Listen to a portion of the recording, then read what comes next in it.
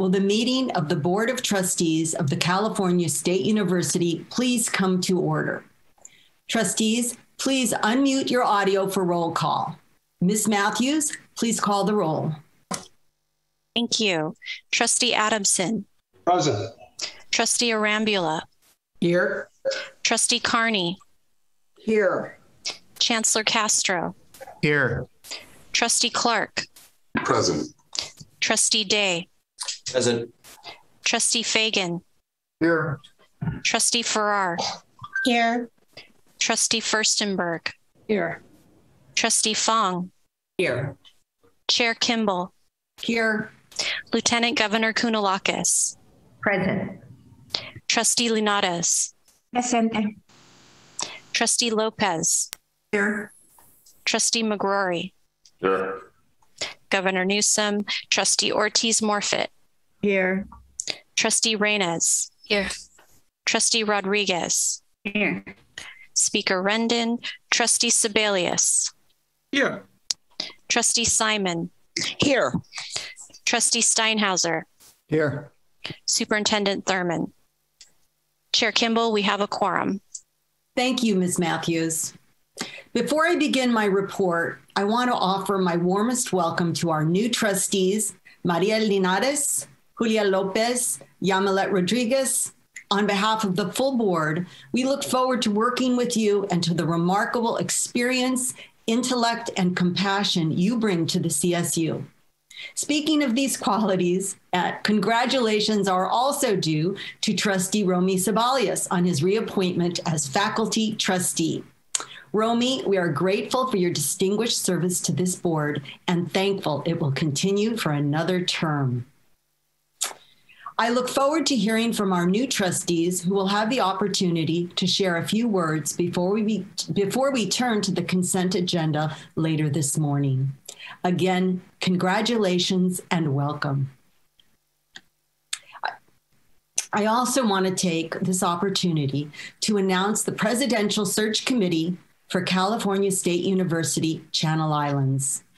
Thank you to the following trustees for taking on this vitally important responsibility. Wenda Fong will be chair, Larry Adamson, Diego Arambula, and Jack Clark Jr. I look forward to this committee garnering valuable feedback and insight from students, employees, alumni, business and community leaders, and campus advocates. Indeed, the entire CSU Channel Islands community. We will share additional information regarding the search process as it becomes available in the coming weeks. And now to my report. My compliments go to Chancellor Castro for his inspiring and insightful state of the CSU address yesterday. Today, I'd like to talk about affordability, a principle that ties into every one of the lessons the Chancellor mentioned. Lessons we learned by listening to the voices of the pandemic. Those voices often shared stories of economic hardships many of our resilient students faced during this unprecedented time. With the aim of removing cost as a barrier to graduation, affordability for our students is among Chancellor Castro's top priorities. In fact, one of his very first acts as chancellor was to announce that tuition would not be raised for the 2021-22 academic year. As part of this continued commitment to affordability, the CSU works hard to connect our students with a range of financial aid. In fact, 84% of all CSU students received some form of financial aid in 2019 and 20. And approximately 60% of undergraduate students have their tuition fully covered by grants or waivers. Impressively, 54% of CSU graduates will collect their diplomas, fully prepared to join the workforce with zero educational loan debt. In addition, nearly 60% of CSU bachelor's degrees awarded in the 2019-20 academic year went to Pell Grant recipients. CSU students rely on this federal aid to help cover educational expenses as well as rent, food, healthcare, and transportation, even though many work and receive need-based aid from the state. The CSU also awarded approximately 3,600 teaching credential students with more than $12 million in Pell Grant funding. This will help us prepare even more diverse, qualified teachers to meet California's workforce needs, especially in underserved communities. But today, Pell Grants cover only 28% of the average cost to attend a public four-year college or university, which is down from roughly 77% in 1979. Doubling the maximum Pell Grant and extending this aid to a broader population, including Dreamers, is a key step towards ensuring that a post-secondary education remains within reach of all students, and it remains the CSU's top federal priority. Doubling the maximum Pell Grant will not happen immediately, but the CSU will keep pushing. And I'm pleased to note that right now, legislation is advancing through Congress, which would provide a significant increase to the Pell Grant and extend federal financial aid to DACA students. CSU efforts have played a significant role in getting us to this point. In addition to extending financial aid, the CSU undertakes every effort to keep student costs to a minimum while providing a high-quality education, which makes us an exceptional value among higher education institutions. Our campuses proudly and consistently earn top rankings for value, social mobility, and return on investment. In fact, as Chancellor Castro alluded to in the State of the CSU yesterday, CSU campuses featured prominently in Washington Monthly's recently released ranking of the best bang for the buck universities in the West. And that's perhaps putting it mildly. The CSU dominated the top 10 with 7 of our campuses listed. Equally impressive, all 23 of our campuses were ranked among the top 100. We remain mindful of the unique population of students we serve, from 18-year-olds leaving home for the first time, to community college transfer students, to adult learners juggling professional and family responsibility and expenses. Our new trustee, Maria Linares, exemplifies this. She is a 30-something mom with 3 children. She follows our former student trustee, Mariana Kames, who was still a teen when she joined the board 2 years ago. Regardless of where our students find themselves along the path to graduation, we are committed to meeting them where they are and to providing solutions to their unique needs. This is demonstrated by our constant efforts to provide innovative ways to help cut down the overall cost of attendance for our students. One such innovation is Affordable Learning Solutions, or CSU ALS, a grant-funded initiative led by the Chancellor's Office with the mission of reducing higher education costs for our students. A variety of CSU ALS programs and partnerships enable faculty to choose and provide more affordable, quality educational content for their students. This includes open educational resources, or OER, library materials, digital or customized textbooks, and faculty authored materials. By removing barriers and reducing expenses, more students are able to acquire the course materials they need to succeed and benefit from their CSU learning experience, resulting in better retention and graduation rates and a more equitable learning environment. Due to the outstanding efforts by the CSU, ALS campuses, faculty, and campus bookstores, the 2020-21 CSU ALS reports show that the total potential student savings on course materials continues to expand over previous years.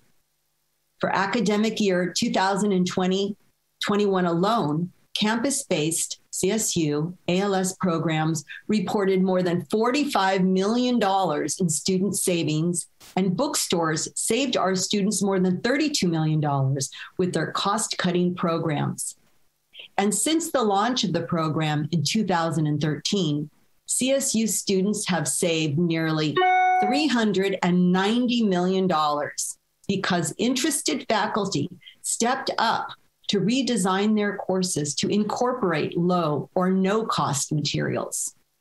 For example, at Cal Poly San Luis Obispo, 4 departments, chemistry, communication studies, graphic communication, and bioresource and agricultural engineering, have earned a recognition for helping their campus become more inclusive and equitable for students through faculty adoption of low or no cost OER. Collectively, faculty in these 3 departments who adopted OER saved students a total of $178,000 last year. Since its launch in 2013, Cal State San Bernardino's ALS program has benefited nearly 25,000 students, and almost 700 courses have switched to free or low-cost course materials, saving students $3.3 million in the process. To accomplish this, CSUSB awarded faculty with grants totaling $100,000 to help transition their courses to free or affordable materials. And as of spring 2019, faculty participating in the Cougars Affordable Learning Materials Project, or COM, at CSU San Marcos have saved students more than $4.4 million by adopting open or lower cost course materials. A study examining 20 courses participating in COM found a decrease in withdrawals as well.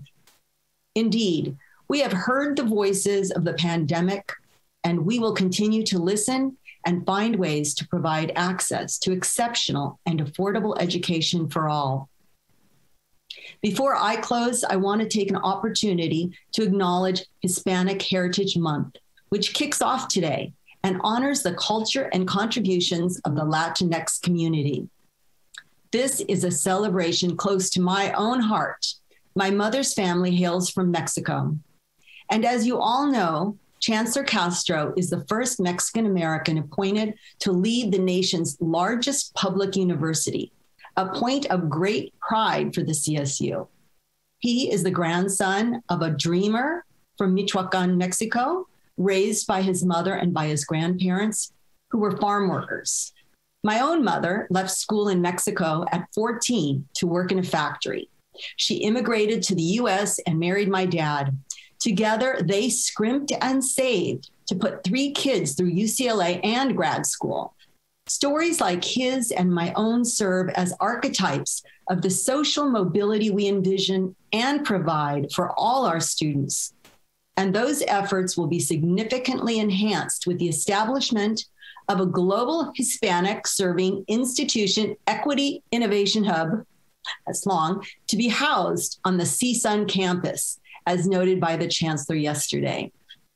And I would like to add that in addition to equipping our Latinx and other diverse students for high demand STEM jobs, the hub also aims to inspire the next generation of Latinx scientists and engineers by hosting middle and high school students and their families. There's a quote that states, "Children are great imitators, so give them something great to imitate." We hope the hub will do just that. I want to emphasize that while CSUN, as one of the largest and most successful HSIs in the nation, will serve as the hub's host campus, all CSU campuses will have the opportunity to participate in this consequential initiative. I thank Governor Gavin Newsom, Senator Alex Padilla, Congressman Tony Cardenas, and Assemblywoman Luz Rivas for their bold and visionary leadership on behalf of our Latinx and other diverse students. As we enthusiastically join in the celebration of Hispanic Heritage Month, it's important to remember that Latinx students comprise almost half of the CSU student body, and they are among our brightest and most engaged. Members of the Latinx community are also some of our most devoted Board of Trustee members, gifted faculty, dedicated staff, visionary leaders, and involved and generous alumni. So, while we are rightfully proud of all that we do to help transform the lives of Latinx students, their families, and communities, it is really the CSU that owes a debt of gratitude to the Latinx community for their countless and invaluable contributions to our university. That concludes my report. We will now hear from the President of the Academic Senate of the CSU, Dr. Robert Keith Collins, who will provide his report. Thank you. Thank you, Chair Kimbell, and good morning, everyone. I hope that everyone is doing well and taking good care, as well as staying healthy. It's an honor to offer this report to the CSU Board of Trustees on behalf of the dedicated senators of the ASCSU. Greetings from the lands of the Gwich'in Ohlone here in Richmond, California, and happy National Hispanic Heritage Month. Quote, "Our expanding ethnic diversity of this country, a time when we will all be minorities, offers us an invitation to create a larger memory of who we are as Americans and to reaffirm our founding principle of equality. Let's put aside fears of the disuniting of America and warnings of the clash of civilizations. As Langston Hughes sang, let America be America, where equality is in the air we breathe," end quote. When Asian American and ethnic studies scholar Ronald Takaki made the aforementioned statement, his goal was to encourage the pulse of the belonging that mankind can achieve through common unity. While common unity is the platform I ran on as ASCSU chair, it's through the principle of enabling belonging, the agency behind common unity, that I challenge all of us to let guide the experiment of curriculum maintenance through shared governance this year. Let the principle of belonging, heard in the oral histories of the California Native First Stewards, upon whose lands, our institutions of higher learning reside, and whose people are now part of our professorate and undergraduate and graduate student populations, serve as constant reminders to all that faculty enables student success through our own successes in pursuit of the scholarship of teaching and learning. It is in the spirit of belonging that I offer my report on behalf of the 2021-22 ASCSU, the most diverse academic senate since our founding in 1963. Two practices continue to shape the ASCSU's approaches to furthering and promoting common unity and enabling belonging: effective communication and advocating for how faculty success enables student success. These efforts have included, but were not limited to, the following. Preceding our September 2nd and 3rd plenary, the ASCSU Executive Committee, in collaboration with our Fiscal and Governmental Affairs Committee and Legislative Specialist Schutte, continued rigorous legislative advocacy. Central in these efforts remain particular concerns about AB 927, public post-secondary education, community colleges, statewide baccalaureate degree programs. This legislation, quote, would extend the operations of the statewide baccalaureate degree program indefinitely, remove the requirements that the program consists of a maximum of 15 community college district programs, and allowing for a total of 30 baccalaureate degree programs per academic year, end quote.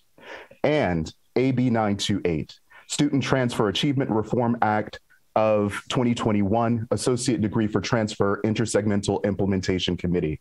This legislation contains an oversight and policy recommending committee with only 3 faculty representatives from all 3 segments: California Community Colleges, the CSU, and the UC, and a single lower division general education pathway used to determine eligibility to both the CSU and the UC. It is important to note that a veto request for this legislation has been submitted by the ASCSU independently and as members of the Intersegmental Committee of Academic Senates, which represents the faculty of all 3 segments. This legislative intrusion is considered problematic for the following reasons: 1, limited intersegmental faculty representation on the proposed body and input in discussions of college preparedness. 2, redundancy in curricular discussions, as ICUS is a group of academic senators from each of the 3 segments of public higher education in California. It meets jointly to address matters of academic importance to all 3 segments, and central in these discussions for the past decade has been transfer efficiency. It's important to note that this decade initially began with much funding for faculty to meet on this process from many of the same entities sponsoring this legislation.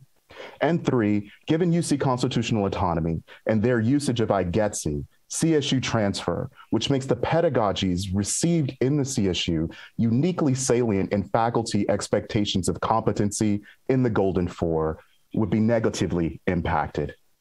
It is important to note that the ASCSU and the academic senates of all three segments still consider collaboration important. However, although this legislation is viewed as legislative intrusion and we vehemently disagree with its embedded approach for a positive outcome, we remain committed to improving transfer efficiency and are grateful for Chancellor Castro's support for greater faculty involvement in the process. We all agree, despite 23 different interpretations of student success in the CSU, 9 in the UC, and 115 in the community colleges, that transfer is not broken and has aided the address of equity gaps and social mobility evident in the success of our CSU alumni to the from our CSU alumni to our incredible diversity of the 2021 entering class, seen in the 2021 entering class, and our GI 2025 successes.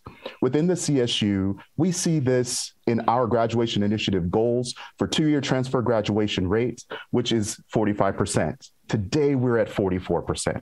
Our 4-year transfer graduation goal is 85%, and today we are at 79%. Faculty success is undeniably enabling student success and transfer. And in the words of Trustee Emeritus Razi awardee Tanya Hensley, we are inspiring students to know, quote, if you apply yourself, things can happen, end quote. On August 25th, the ASCSU hosted the Fall 2021 ASCSU CO Leadership Retreat, Enabling Belonging, Reducing Barriers to CSU Student Engagement, Success, and Wellness During the COVID-19 Pandemic.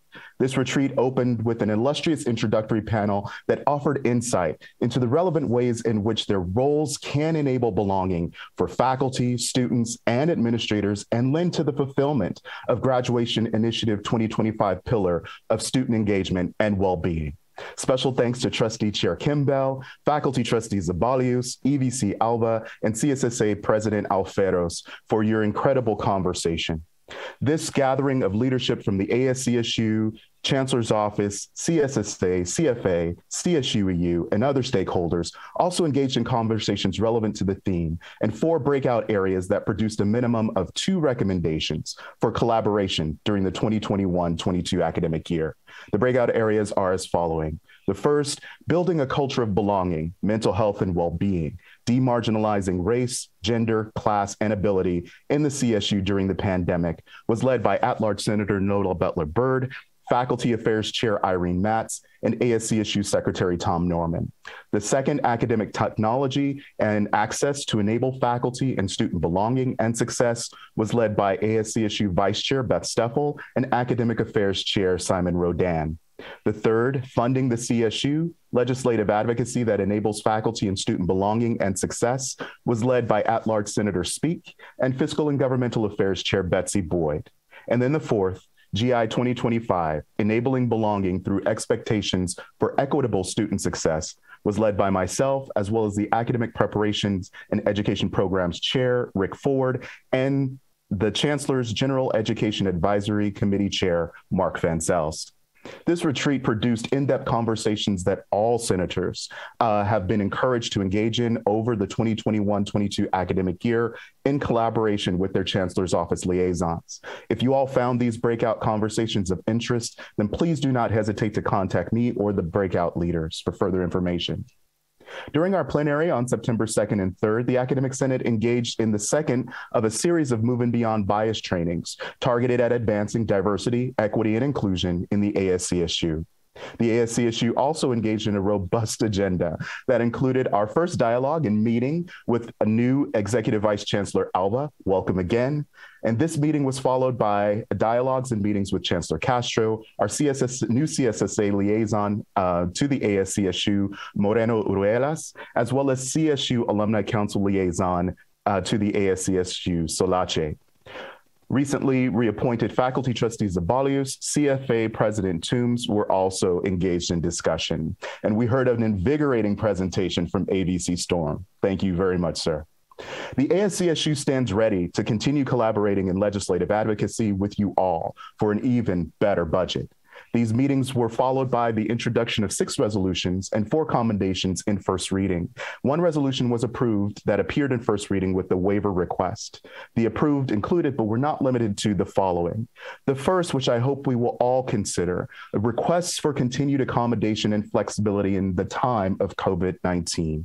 This resolution requests that the Chancellor's Office urge campus presidents to be flexible, compassionate, and accommodating in responding to evolving conditions due to the virulence and unpredictability of the COVID-19 Delta variant. This resolution also requests that all campuses permit individual faculty members and departments to modify curriculum and pedagogy, including modality of instruction, as needed to meet their particular emergent circumstances and constraints. Those commendations, which we will mention, include that for interim EVC Fred Wood. This commendation actually thanks him for his leadership, open-hearted kindness, as well as his generosity and working well with the ASCSU during the COVID-19 pandemic. The second, that was a commendation for Executive Vice Chancellor Sylvia A. Alva, welcoming her, as well as highlighting her knowledge and experience, as well as distinguished career of service to the CSU to date, as well as establishing a mutual beneficial relationship with the ASCSU that we look forward to. The next is that of a commendation for ABC Lolo Hong.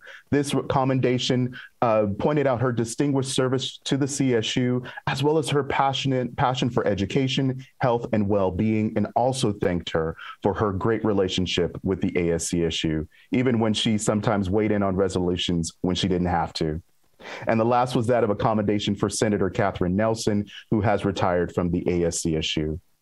The next resolution that is of great importance is that of academic freedom, and this will appear in second reading at our next plenary, that of academic freedom and teaching modality in the COVID-19 pandemic. This resolution recognizes the challenges that campuses face. However, it also contends that given the complexity and fluidity of the pandemic, faculty members are in the best position to make quick decisions and maintain safety in the classroom in order to avoid canceling classes, as well as in order to facilitate necessary pivots to online learning.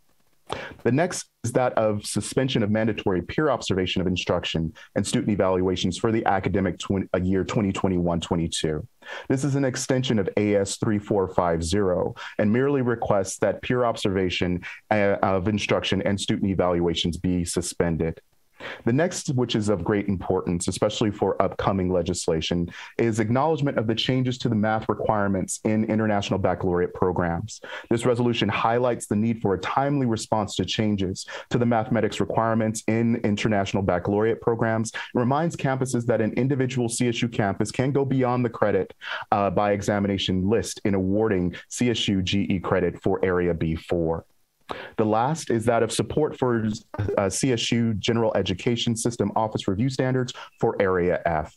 This resolution amplifies the imperative articulated in AS 3460, which was titled Adopting the Amended Recommended Core Competencies for Ethnic Studies, that all courses, particularly those submitted for review by the California community colleges, meet 3 out of the 5 core competencies by supporting existing certification practices in the CSU General Education System Office Review Standards for Area F.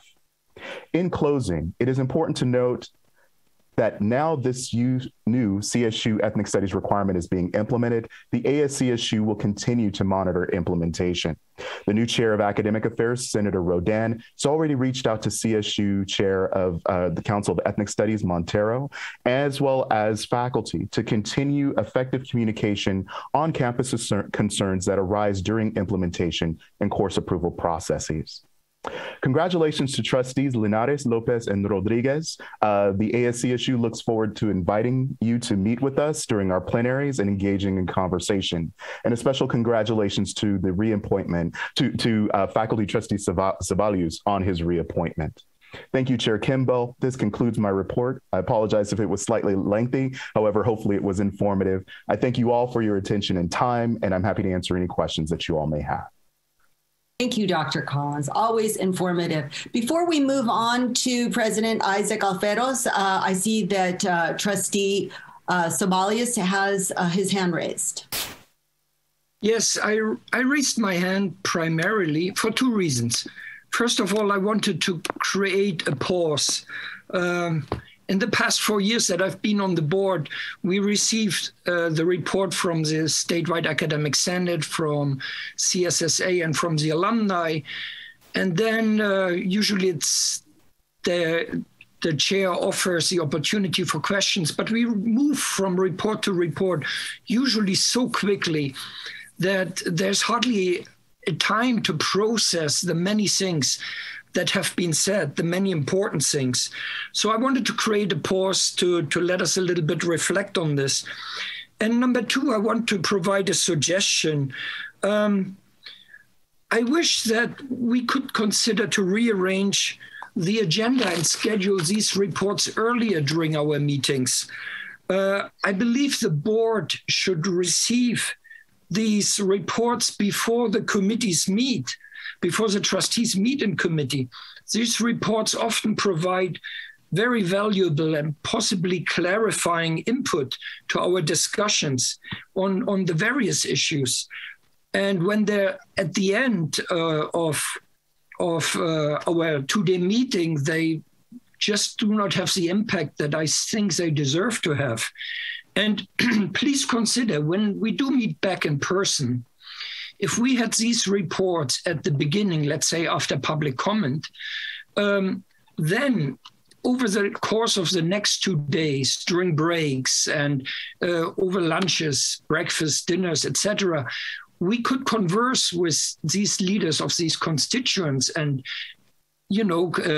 ask questions, clarify a few issues, gather more information. So I think it would be much, much more effective if these reports, including the report of the chair and the report of the chancellor, would come pretty much at the beginning of our meeting, for example, after public comment. I think they would reach a much larger audience because the public is still there, still tuned in. And I think this is also the reason why the Chancellor's State of the CSU address is placed at that point. And I hope the chair and the board would consider rearranging the arrangement just to make our meetings more effective. Thank you. Thank you, Romy, and we will definitely consider that. So next, we will move on to President Isaac Alferos, and he will provide his CSSA report. Yes, thank you, Chair Kimball, and greetings to our Board of Trustees.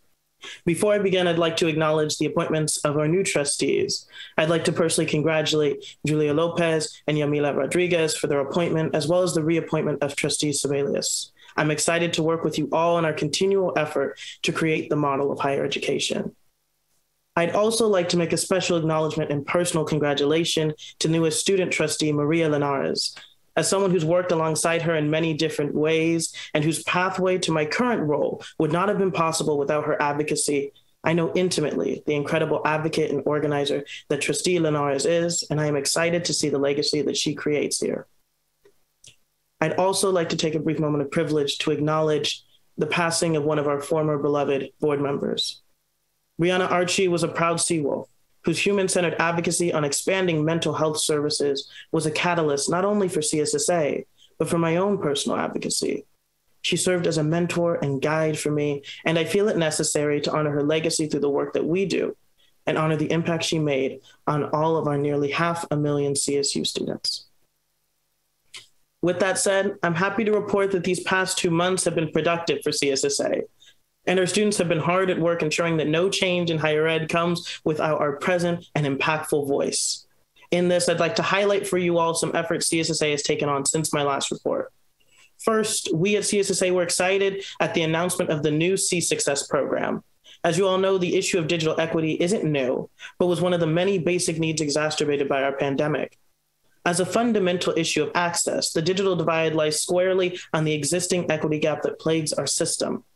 The C-Success program not only represents a targeted approach to addressing such a critical issue, it also presents the opportunity for the CSU to lead the nation in creating a more accessible and affordable education. With that, I applaud Chancellor Castro for his leadership in this space and look forward to working alongside him as well as our partners at Apple to ensure that C-Success is simply a start to an ideal system that can provide critical technology for all of our students. I'd also like to applaud the Chancellor on his leadership in setting a system-wide COVID-19 vaccination policy. As we plan for the repopulation of our campuses and the return of our students, I'm encouraged to see that we are working proactively to ensure that our campuses are safe and healthy learning environments. As a student, it's reassuring to know that our system centers the health and well-being of students like myself. But as president, I am even more encouraged, knowing that this decision is the result of months of planning and proactive consultation with CSSA and other system-wide stakeholders. Let this policy serve as a reminder and a model of how we at CSSA can remain engaged as partners in thought, execution, and implementation going forward. With this, I can't underscore enough how critical it is that we implement this policy with the fair and practical approach. I want to remind our system-wide and campus leadership that our students were immediate supporters of our transition to virtual learning at the beginning of this crisis. It was students that passed a COVID-19 policy agenda to set the standard for how we intended to keep each other safe. It was students who led campaigns encouraging masking and social distancing, and it was students who came out first in support of a vaccination policy. As a result, I feel it necessary to remind us to be cognizant of the implementation of our policy, so as not to target and threaten the same students who were and remain at the forefront of our efforts to keep our campuses safe. So with this, I encourage all faculty and staff on our system to join our students as vital partners needed to ensure our campuses are safe and healthy environments ready to support student success. I also wish to briefly acknowledge the critical federal DACA decision. As many of you know, the decision to halt new DACA applicants strikes the core of not just CSSA's values, but also the vision of our CSU to provide equitable and quality education. Our undocumented students know an unvarnished truth about our education system, one where the escalators to social mobility and conduits to economic development that are promised in our hollowed halls are so readily barred away from them. Through our nation's politics around their identities and our open discourse about supporting their othered status, higher education provides only a temporary and fragile home for the students at the forefront of our fight for equity. As put out in my statement, I'd like to reiterate for both our trustees and my students across the system. CSSA is fully committed to creating a just, equitable, and inclusive campus, one that is free of the erroneous barriers that our politics creates to bar any student from achieving what is readily given to those of us gifted the privilege of citizenship. Additionally, we at CSSA have been working diligently to put together the beginnings of the next generation of our policy agenda. This policy agenda marks the inauguration of a new process for CSSA, one led by myself and our incredible Associate Director, Chris Follett, and is in line with my personal commitment to advancing our organization's strategic position in support of our students. This policy agenda is more focused, more actionable, and better reflective of our students' priorities for the next year. And as we finalize our agenda, I want to highlight a common commitment seen by our students to tackle the growing social inequities in our system: food, housing, mental health, campus safety, and digital equity. Lastly, it is my goal in these reports to not only give you all updates on the work of CSSA, but also to ground that work in the stories of our students. And it is in this moment that I am reminded of the lesson my father taught me, that love may be many different things to many different people, but it must always be accountable. And I love our system too much not to ask for that accountability. As I have made my rounds and spoken with our student leaders, I am continually inspired by the stories of all the great work they are doing. But my heart breaks at the stories of the struggles they face as well. I wish to share with you the story of a dedicated student who spent 2020 on the front lines of our crisis. This is a student who spent their time outside of the classroom, be it virtual, working as an EMT, all while staying focused on their education through our virtual learning environment. And through this, they struggled with their mental health and receiving the support that they needed. I might also share with you a story of another student. The student is a passionate and dedicated change maker who has committed years of their life serving their community both in and out of student government. As an advocate, they expanded the reach of ASI support services, connected student advocacy groups to the spaces of student government, and worked at the forefront of addressing our basic needs crisis. But this student's work would be tested when they suddenly lost their housing. As someone who spent years advocating for the support of students most in need, they never imagined themselves being that same student who needed this same help. So I pose to you all a question then. How do we intend to center the health and well-being of our students if our leaders cannot support themselves in their efforts to advocate? Even further, how critical must these issues be for our students that they endure homelessness, food insecurity, and trauma to continue to advocate for students who are even worse off? Those of you who joined us for CSU Unity heard me then, but I feel I must reiterate, it is here in the CSU that students are homeless. It is here in the CSU that students endure abuse, and it is here in the CSU that students are harassed and profiled by law enforcement. But it is also here in the CSU that those same students still choose to lead.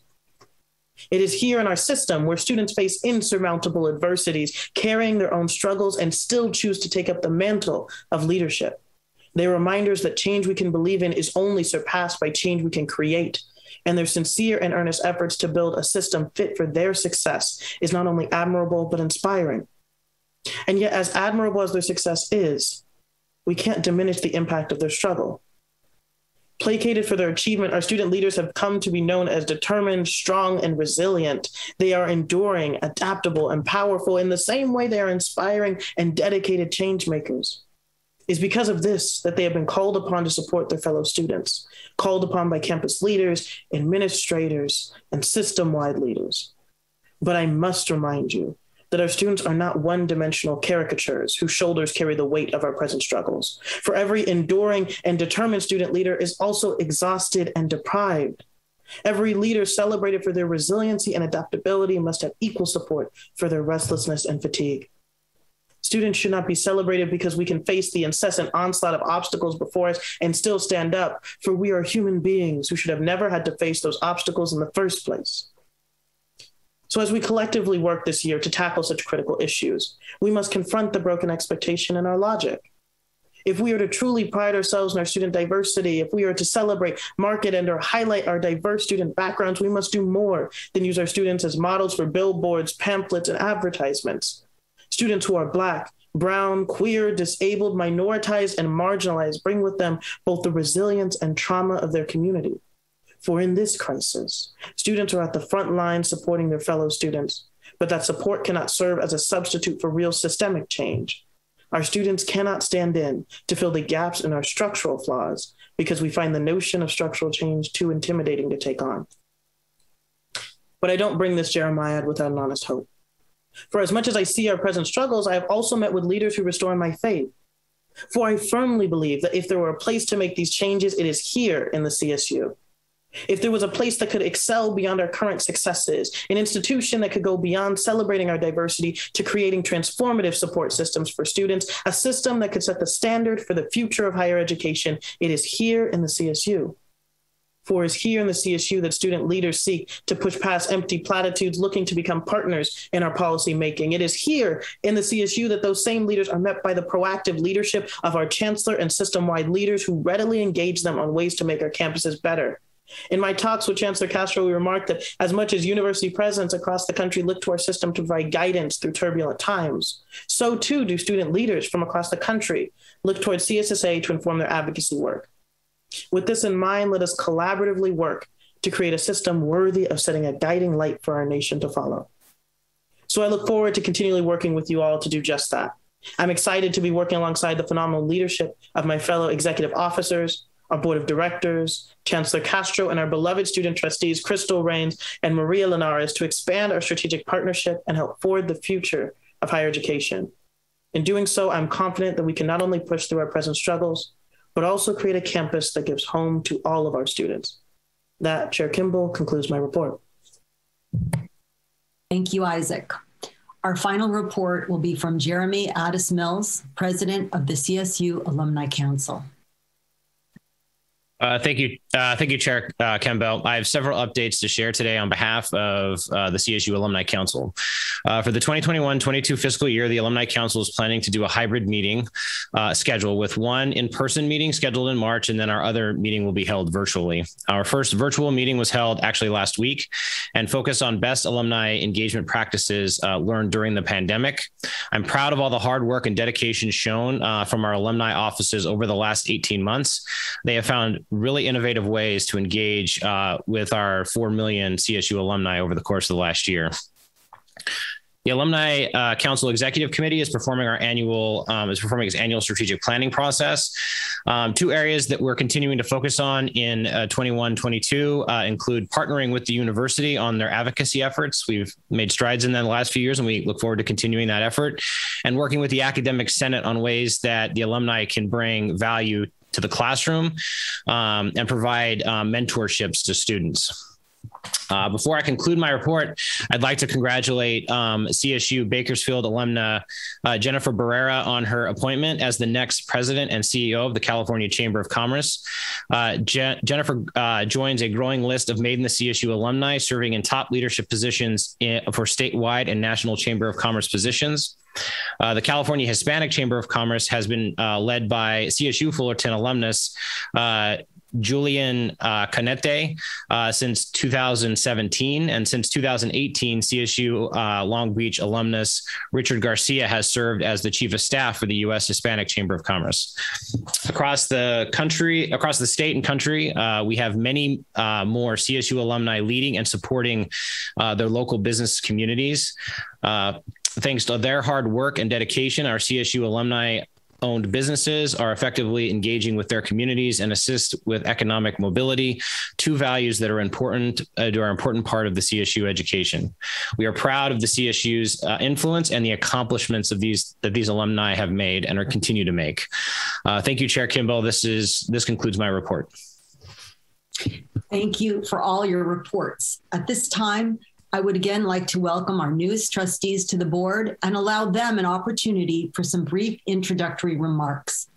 Trustee Linares, we will begin with you, followed by Trustee Lopez, and concluding with Trustee Rodriguez.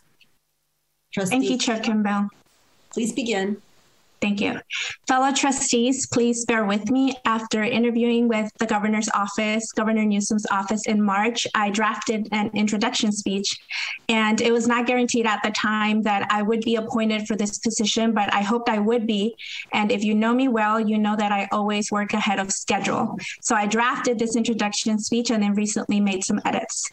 For everyone who has not learned about me or does not know me, my name is Maria Linares. My pronouns are she, her, hers. I am bilingual, speak English and Spanish. I am a non-traditional student in every sense. I am a wife and mother of 3. And like Chancellor Castro and Mrs. Castro, my husband and I also met at a Burger King when we were teens, and we're still together. I'm currently a graduate student in the Master of Public Administration program at CSU Fullerton, and my concentration is in public policy. I grew up in extreme poverty in an immigrant household where gangs and drugs in our neighborhood were the norm.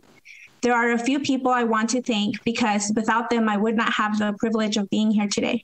So it is important for me to never forget my roots or those who lifted me so I could fulfill these dreams. To start off, Irvine Valley College, thank you for your support and the resources that you provided so that I could successfully graduate and transfer to CSU Fullerton. Hannah Brackstad, thank you for embracing me the moment you met me in 2020 and for continuing to make time to mentor me. You were the reason I considered applying for this role, and you were always so kind and sweet. I hope you know I consider you a true friend. Mary Washington and Jeannie Tran Martin, the way you have rooted for me since you have known me and how kind you have been welcoming me into this role is something I will never forget. You both are so inspiring. Dr. Steven Stambaugh, keep being the amazing faculty member and academic senate chair that you are. Students need more faculty like you. You're always transparent, humble, and a huge supporter of students. Thank you for your support. Professor Gwendolyn Alexis, Dr. Shelley Arsenal, Dr. Miriam Doucette, Dr. Michael Falco, Dr. Sarah Hill, Dr. Gabriela Nunez, Dr. Becky Dalhino, and Dr. David Adams. And also, Professor Patricia Drew, thank you for being empathetic, especially being patient and understanding when it came to my learning disability, imposter syndrome, and depression. Thank you for supporting me when I felt so alone. Without you, I wouldn't have made it this far. My godmother, Dr. Donancino Ceguera, thank you for serving as my mentor since day one. Even when I believed I did not need any help, you let me grow on my own, but were always there to catch me when I fell. Until this day, you are there to guide me and support me. President Fran Vergi, thank you for always standing in my corner, or as you call yourself, for being my bodyguard. Thank you for caring so much about students and for consistently trying to educate yourself so that you can be a better version of yourself every day. I am incredibly grateful for you and your unconditional support. Auntie Carol McDonnell and ASI, you supported me and were patient with me when I joined ASI as an activist and was learning to navigate a system that was so unknown to me. Not once did you lose your patience or ask me to compromise my values. Thank you for being one of my biggest and most reliable supporters. You will always be family. Janet Hyder, Dr. Moreno Yamashiro, and Dr. Marisela Alvarado, your guidance and faith in me have been detrimental to my success. I am lucky to have been mentored by amazing women. Keep being inspirational. CSUF Children's Center, especially Lydia Palacios, who currently serves as the director. Thank you for supporting me when I wanted to get involved. Thank you for taking such good care of my then 4-year-old daughter, Addison, so that I could join clubs and volunteer on campus. Student activists, including Janica Torres, Liz Sanchez, and Dania Salgado, thank you for teaching me to be an authentic student advocate, how to remain humble, and always prioritize student needs. You don't always receive recognition for the work you do, but please know that it does not go unnoticed. I admire you all. Keep being relentless. And I promise I'm almost done. Maggie White, Mariana Kames, and Trustee Crystal Reynes, thank you for sharing your experiences with me, encouraging me to believe in myself, and mentoring me. I look up to you. And Trustee Reynes, you have been an incredible mentor, friend, and cheerleader.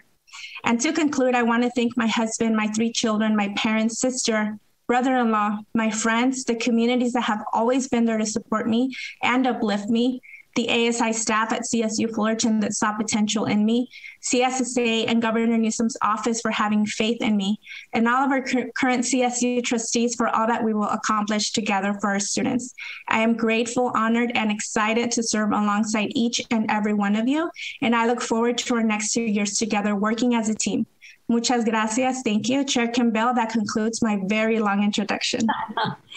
Thank you, Trustee Linares. And thank you to the village that got you here. So we're going to follow with Trustee Lopez. Thank you very much. Maria, welcome. It's an honor and a pleasure to serve with you and to join with you. My story, in a sense, begins like so many in California. I am an immigrant. I came from Colombia to this country when I was 15 years old. I landed in South Florida and entered my last 2 years of high school in one of those huge, several thousand student high schools. I always knew that I wanted to go to college. My mother instilled that in me. My Colombian mother was different. She didn't go to college, but she had different expectations for me. Instead of getting married by the time I was 20, she thought I should go to college. And how did she come to this?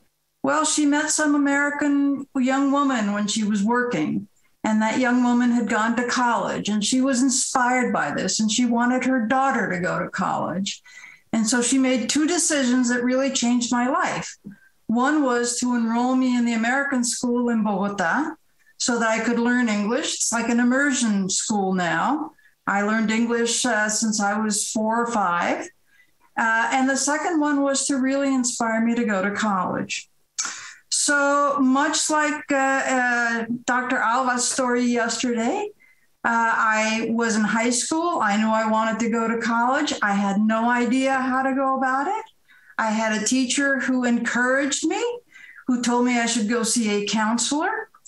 And unlike Dr. Alva, he didn't discourage me, but he didn't encourage me either. He sat me down at a table with a book that was probably 3 or 4 inches thick, the Encyclopedia of American Colleges or some such thing, and said, "You want to go to college? Find the college you want to go to," and left. And so I had to decide what I wanted to do. Well, I didn't know anything about American colleges. The only thing I knew was that there were good colleges in Boston.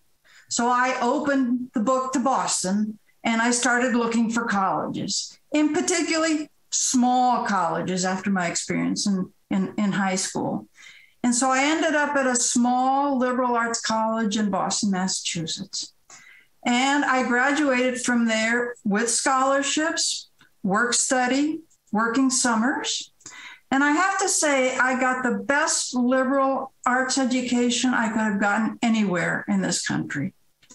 It was fabulous. It introduced me to new ideas and, importantly, encouraged me to think critically about everything.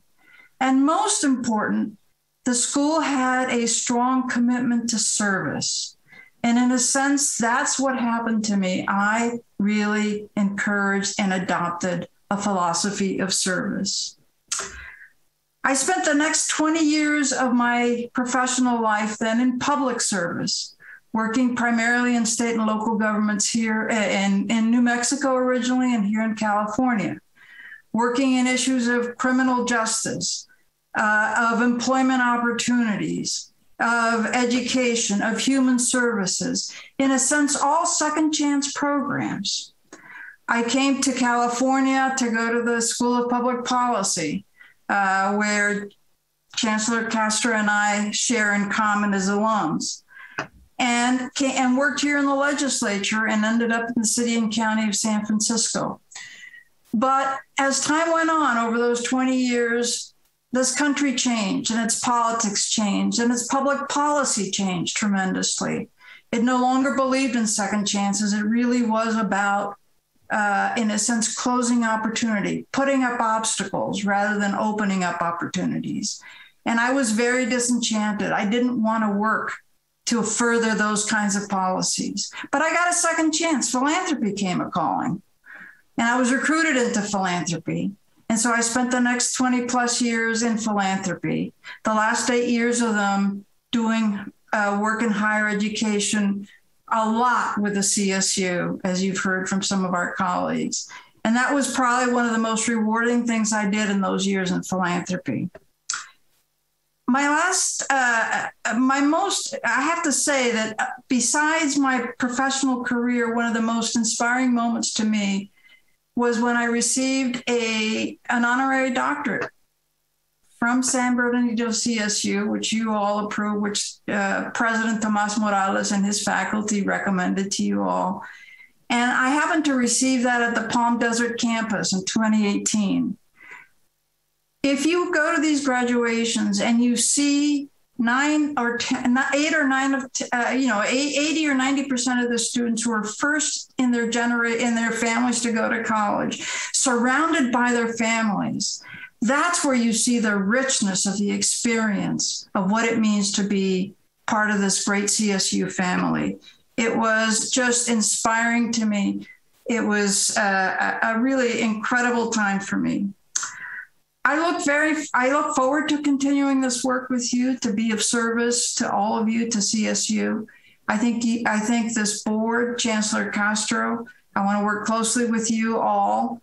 I want to continue to be of service. I approach this with a lot of humility. As much as I know, I have a lot to learn. I've been listening to you. I listened to the faculty representative, the student representatives, the alumni, but also to our citizens, to the folks that come and testify before us. And I have a lot to learn from them. So thank you very much for the opportunity. I really look forward to our work together. Thank you, Trustee Lopez and Trustee Rodriguez. Wow, I just love hearing the stories of Trustee Linares and Trustee Lopez. And I look forward to hearing everybody's story, because I feel that there's just so much connection to our stories and the work that we do, and just feel so privileged to be a part of this group. I do want to give thanks to all the reports, and especially to the students. I feel just so full hearing about the work that they're doing and the incredible things that they're doing in this community and will continue to do So just so excited about that and loved being a part of the virtual receptions that we had for the awardees yesterday. That was just beautiful, spending time with the students and their families. And that is what the CSU system is all about.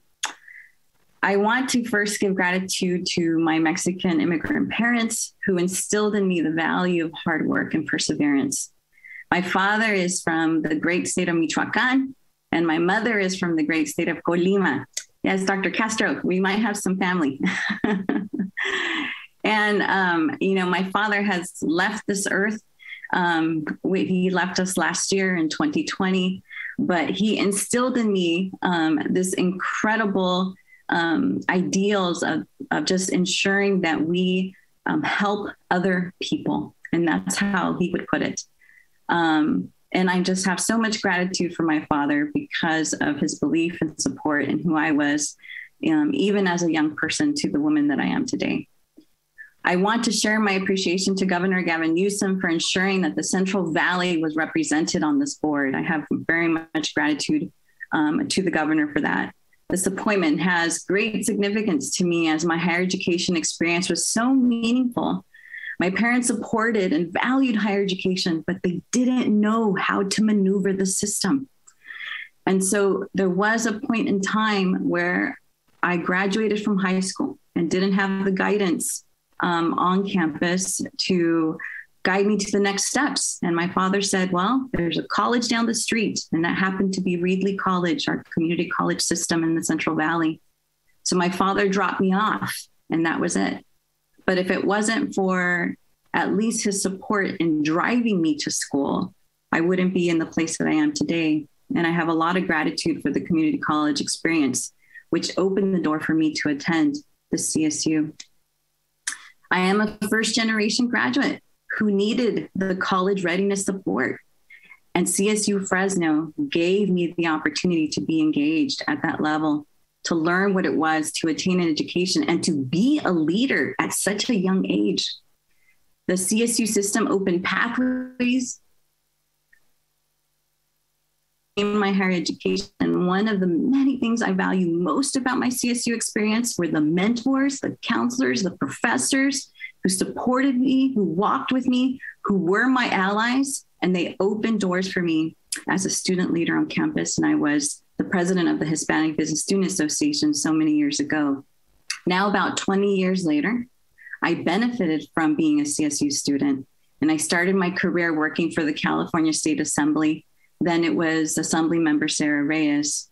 And that's where my love for policy change and my love for helping get resources for young people grew. As a youth development practitioner, and after working with young people for the past 2 decades in the nonprofit and higher education sector, I have seen firsthand the need that many students encounter throughout their educational journeys. I will pursue access to higher education, which means equitable college enrollment for people from all walks of life and from all ages, which includes streamlining the process for transfer students, as that is my story. I want to make sure that pathways are opened for first generation, low income, and historically marginalized students. Student success is a top priority for me, and that all CSU students deserve a quality education with innovative programming to prepare them for an ever-evolving workforce. I do this keeping in mind that my husband, Jim, and I have 2 beautiful daughters, Lisette and Juliette, and I know that in the years to come, they will also be CSU students. I have very much gratitude, and I feel humbled to be in this space and serve with all of you. And I know that this experience will be incredible for years to come. Thank you for all of your comments. On behalf of my board colleagues, congratulations again on your appointments at such a critical time in our collective work. We're excited to have you as part of the board and look forward to working with each of you and hopefully very soon sitting down to dinner or a glass of wine with you and seeing you in the flesh. So thank you again, all of you. It is now time for the board to consider the items listed on today's consent agenda. All of the committee items requiring full board approval are listed on the consent agenda. Trustees, again, at this time, please ensure that you unmute your audio. Does any trustee wish to remove any item from the consent agenda? I see, Crystal, your hand is raised. Yes. Can we pull out the Committee on University and Faculty Personnel, the exec compensation policy? Okay. All right. So we removed the UFP item, and so now may I have a motion to approve the items listed on the consent agenda? So moved. Second. Okay, I have a motion and a second. Ms. Matthews, please take a roll call vote. Thank you. Trustee Adamson. Aye. Trustee Arambula. Yes. Trustee Carney. Yes. Chancellor Castro. Yes. Trustee Clark. Yes. Trustee Day. Yes. Trustee Fagan.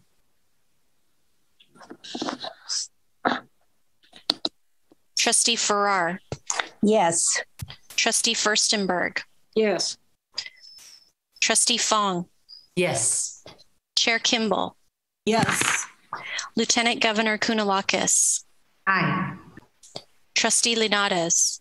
Yes. Trustee Lopez. Aye. Trustee McGrory. Aye.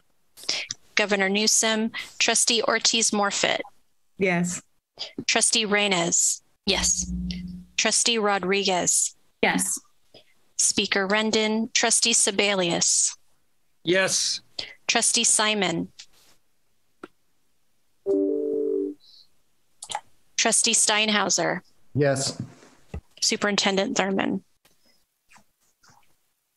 The consent agenda passes. Okay. Item 2 from the Committee on University and Faculty Personnel has been pulled from the consent agenda for discussion. And I'm going to ask Vice Chancellor Jones. I now am going to make sure that I'm doing this properly.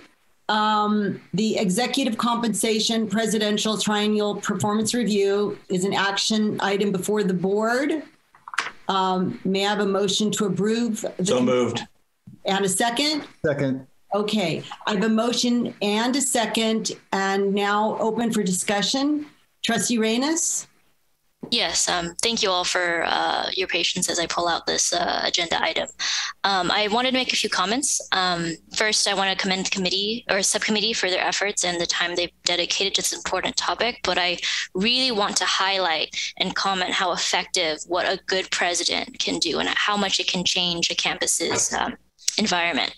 I particularly think of my own President Zelezny at Bakersfield, who has every day consulted students and academic senate for each huge decision CUSB has had to make during her tenure. How women on my campus can approach her and ask, "Can you be my mentor? I want to be a campus president like you." And she takes the time to mentor them. I think of President Jimenez Sandoval, who when I talked to Fresno State AS President Jackson, she said, "I feel heard and things get done."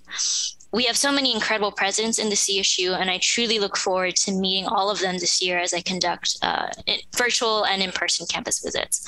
The campus environment truly depends on the president and their dedication to creating a positive environment for all students. I want to echo the sentiments Romy made earlier to uplift, as he said, the tied faculty, students, and staff. During opening remarks, Chair Campbell said, so many of our students are on financial aid and struggle with the total cost of college, especially those who are undocumented that don't qualify for things like CalFresh. In July, we heard stories in public comment about groundskeepers who were laid off because of the pandemic, and especially the faculty where the pandemic has rested on and the transition to move quickly virtually and enforce safe classrooms on campus. I will vote yes on this proposal and applaud its transparency, and I applaud the dedication to the subcommittee, but I beg you all to think and uplift the entire CSU. Thank you. Thank you, Trustee Reyes. Trustee Linares. Thank you, Chair Campbell.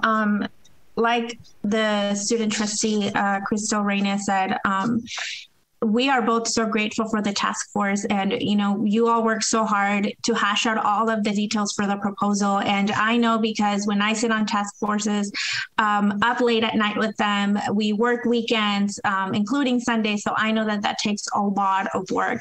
And so I am really grateful for our presidents as well, especially our campus presidents, especially President Virgie. I've had the pleasure to work directly with him. I'm looking forward to working with all of our other 22 presidents. And I'm so grateful for all the money that you all bring into the universities, because without that, we wouldn't really be able to help our students. And I know that the jobs that you all do is from the bottom of your heart. You do this because you want to.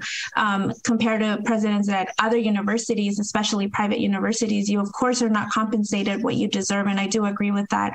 And I know you're on call 24/7. So, however, I'm not fully comfortable with voting yes, just because of where we are in this pandemic. And I also do think about our student workers and many who are working while starving.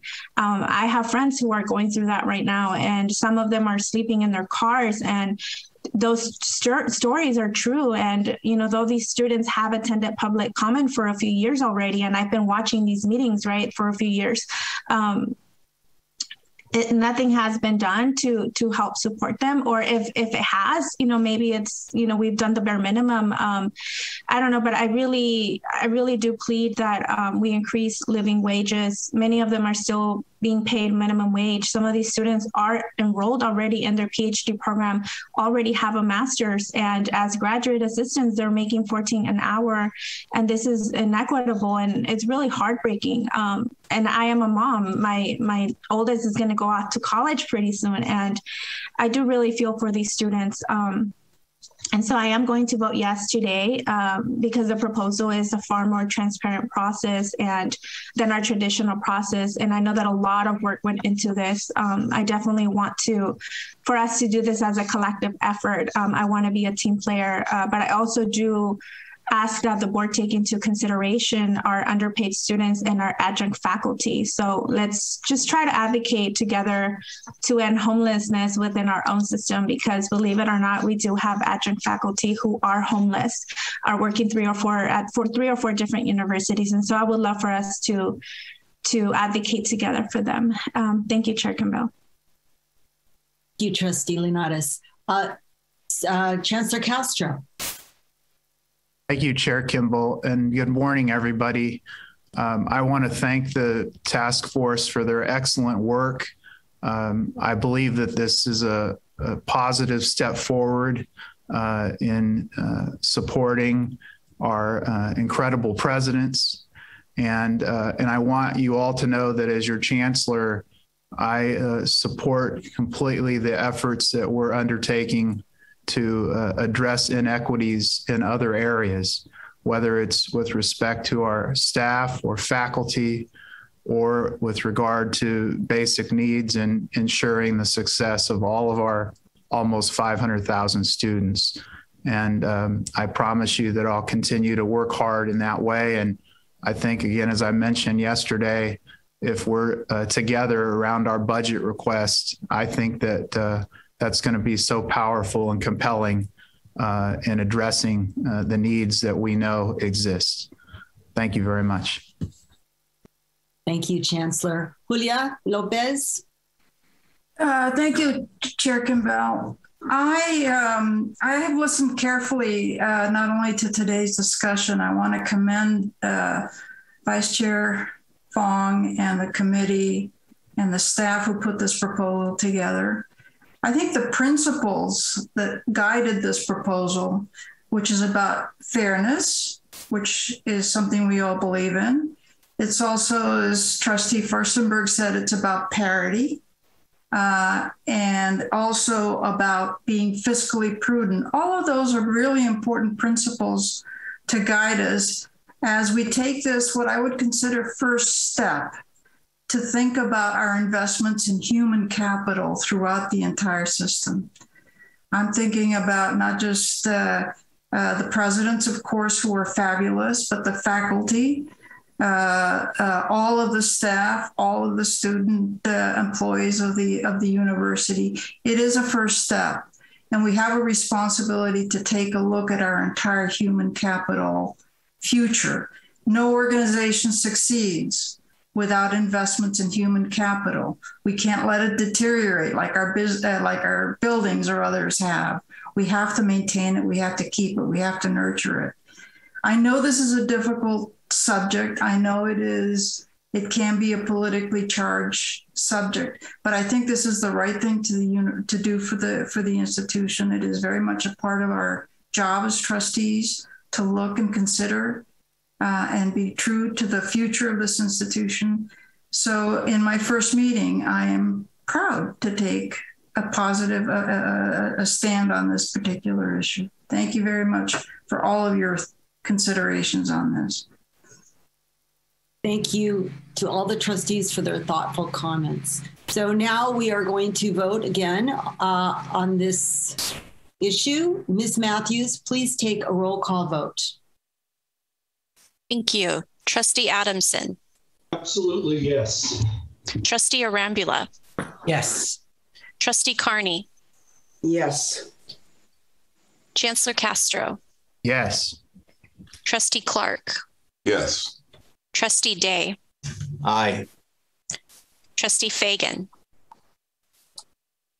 Trustee Farrar. Yes. Trustee Furstenberg. Yes. Trustee Fong. Yes. Chair Kimball. Yes. Lieutenant Governor Kounalakis. Abstain. Trustee Leonardis. Yes. Trustee Lopez. Yes. Trustee McGrory. Yes. Trustee Ortiz-Morfitt. Yes. Governor Newsom. Trustee Reyes. Yes. Trustee Rodriguez. Abstain. Speaker Rendon. Trustee Sebelius. Yes. Trustee Simon. Trustee Steinhauser. Yes. Superintendent Thurman. Chair Kimball, the motion passes. Thank you. The action item, executive compensation, is approved. This concludes the business of the September 2021 meeting of the Board of Trustees.